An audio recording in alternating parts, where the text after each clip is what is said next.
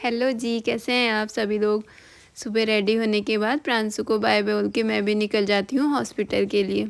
मौसम तो आज का इतना अच्छा है, ऐसा लगता है कि अब जल्दी ठंडियाँ आने वाली हैं। और इसके बाद हम भगवान जी के दर्शन करके पहुँच जाते हैं थोड़ी देर में हॉस्पिटल। आज तो सुबह से ही मौसम ख़राब था, जिसके कारण हॉस्पिटल में भी भीड़ कम थी क्योंकि बाहर बहुत बारिश हो रही थी। थोड़ा काम कर लेने के बाद मुझे भी लग गई थी भूख, तो मैं आ गई थी लंच करने।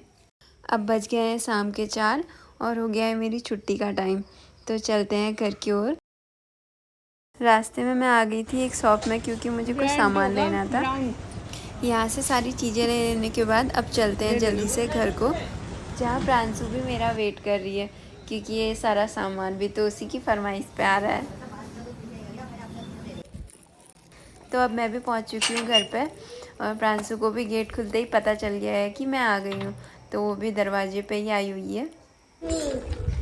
देखो, मैंने कहा था ना वो वेट कर रही है और उसकी नज़रें अपनी मंगाई हुई चीज़ों पे ही हैं। सामान मिलते ही प्रांशु भाग गई अंदर और शाम की थकान को दूर करने के लिए चाय के साथ मैंने ले लिए थे कुछ स्नैक्स, जिसको मैं एंजॉय कर रही थी प्रांशु की मस्ती और इस प्यारे से वेदर के साथ।